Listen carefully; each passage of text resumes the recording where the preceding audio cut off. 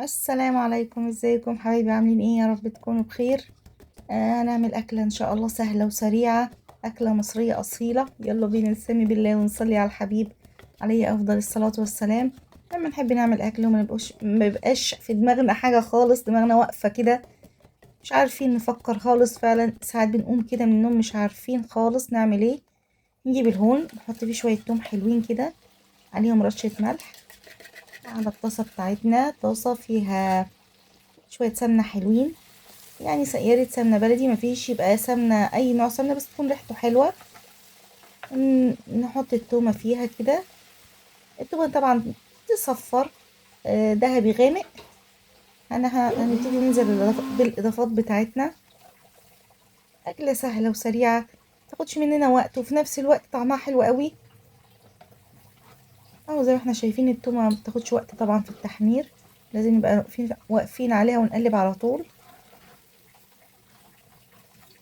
اول ما تدينا اللون الذهبي كده الغامق سنه اهو، نبتدي بقى ننزل بالاضافات بتاعتنا. هحط نص معلقه شطه، مش كتير، لو ما بتحبيش الشطه بلاش حطي بابريكا. خلاص، حاجه بسيطه بس تدي طعم، بتطعمها قوي رشه الشطه بصراحه، بس انتي مش عاوزاها بلاش. خلاص كده هنزل بحوالي ربع كوبايه خل. انا عامله الكميه كبيره، فمن ربع كوبايه الخل مش هتبقى كتير ما تخافيش، هتبقى بسيطه مش قويه زي ما انتي متخيله يعني. اول خل وحوالي ربع كوبايه خل. سلام على الريحه بقى، الريحه هتقلب البيت بصراحه. خلاص كده اسيبهم بس دقيقتين مع بعض، الخطوه دي برضو مهمه. وبعدين هنزل اكون ضربه طماطم حوالي، يعني كميه الطماطم برضو اللي انتي عاوزاها، نضربه حوالي يعني 5 6 طماطميات، ضرباهم من غير ميه. انا عايزاهم يتسبكوا بسرعه، ما ياخدوش وقت في التسبيكه. اهو نقلبهم بقى مع بعض تقليبه حلوه كده.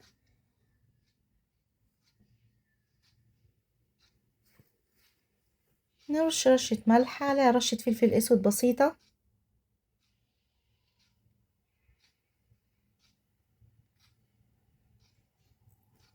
نسيبهم بقى لما يبصوا السمنة بتاعتهم تطلع على الوش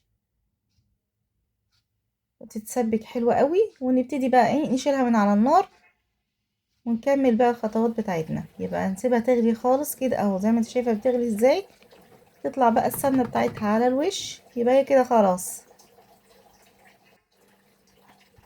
اهي اتسبكت اهي. شايفة عاملة ازاي؟ ما اقولكيش بقى على الريحة والريحة اللي قلبة البيت بجد بصراحة. خلاص كده نشيلها من على النار. عاملين احنا ايه كمان؟ انا مرضتش بس ازود عليكم الفيديو يعني واطول اعمل كل حاجة. عاملين شوية رز ابيض حلوين قوي.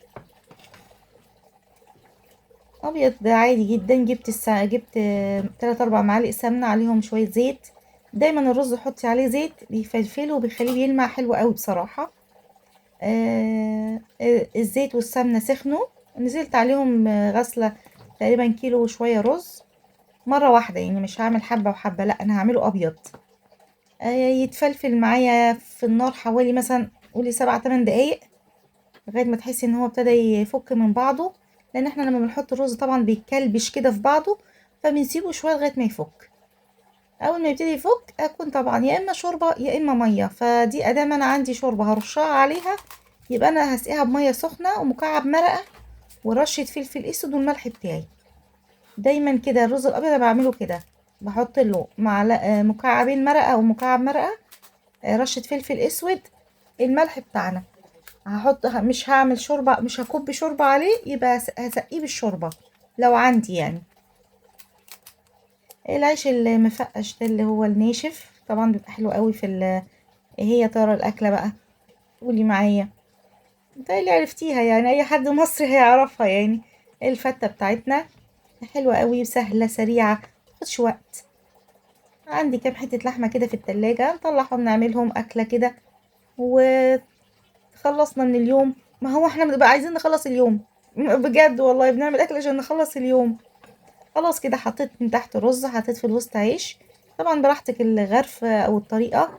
اهو الشوربة، لازم الشوربة تبقى سخنة قوي. وحطيت طبقة رز كمان، احنا بنحب الرز فيها اكتر من العيش. نحط الدقة دي حلوة قوي. الدقة دي انا بحبها بصراحة، انا بحبها من غير صلصة، بحبها توم وخل وشطة بس. لكن هما طبعا بيحبوا الصلصة فبحط لهم صلصة غصب يعني مش اكتر. لكن هي لو طعمتها يبقى من غير صلصة. خلاص كده حطيت طبقة الصلصة. سلقة لحمة، عاوزة بقى تشوحي اللحمة تحمريها، تحطيها في الفرن مع شوية الصلصة براحتك خالص. انا بحبها مسلوقة، يعني انا بحب دايما اللحمة بتاعت الفتة تبقى مسلوقة، وهو ده الطبيعي بتاعها. يعني احنا زودنا بقى وعملنا نحمر وبتاع، فدي اضافات، لكن هي الطبيعي بتاعتها المسلوقة. جايبة لحمة انا وش الفخدة، تبقى طرية وحلوة زي ما انت شايفة اهو. اكلة خفيفة قوي وحلوة، هي بس يعني عايزة لها كوباية شاي بنعناع كده حلوة عشان تهدي بس من الحرقان شوية بس. لكن هي حلوة بجد، طريقتي سهلة وما فيهاش اي تعقيدات. وزي ما انت شايفة أكلة بتأكل يعني ما شاء الله، يعني بصي بتوكم اهو. لما انت عايزة تكتري الشوربة برضو براحتك، احنا منحبش الشوربة كتير، لكن في ناس بتحبها عايمة كده الفتة في الشوربة اهو. زي ما انت شايفة حلوة قوي بصراحة. يعني مش بنعملها دايما، هي بتبقى بس ايه وقت كده لما يبقى عندك لحمة مثلا فايضة عندك في الفريزر بعملها، بستسهل واعملها. لكن هي مش دايما بنعملها، هي طبعا أكلة مواسم، عيد الضحية، في الأفراح، في حاجات زي كده يعني. لكن هي مش أكلة دايما يعني بالنسبة لنا.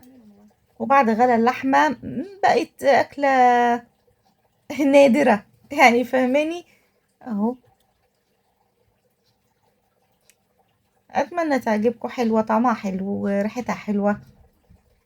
عايزة تحمري العيش كمان، أنا ساعات بحمر العيش، بس بصراحة استسهلت المرة دي وما كانش ليا نفسي أعمل حاجة خالص. حطيت العيش الناشف، لو ما عندكيش عيش مفقش كده الناشف ده المنفوخ، نشفيه انتي في الفرن زي ما هو من غير ما تحمريه، يعني حطيه على الشبكة لمدة 5 6 دقايق وطلعيه تلاقيه نشف زي الفل. يعني في كذا خطوة للعيش ممكن تعمليها بيها، انك تحمريه في زيت او تحطيه في الفرن. الرغيف زي ما هو صاحي على الشبكة هيطلع محمص وزي العسل اهو. زي ما انت شايفة الفتة حلوة اوي. اتمنى الفيديو يعجبكم، وبألف هنا ومع السلامة.